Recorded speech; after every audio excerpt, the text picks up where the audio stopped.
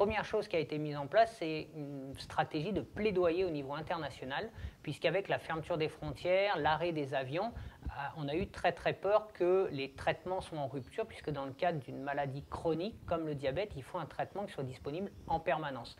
Donc vraiment, ça a été d'assurer l'approvisionnement des pays dans lesquels on travaille en insuline et en antidiabétiques oraux.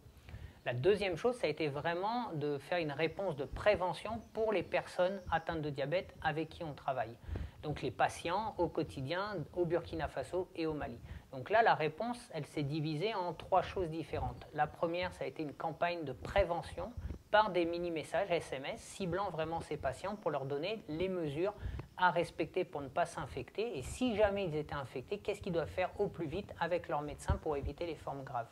La deuxième chose, ça a été l'ouverture de chaînes de téléconsultation WhatsApp pour que les patients puissent garder contact avec leur médecin sans être obligés d'aller dans les structures de santé très régulièrement et là aussi risquer l'infection.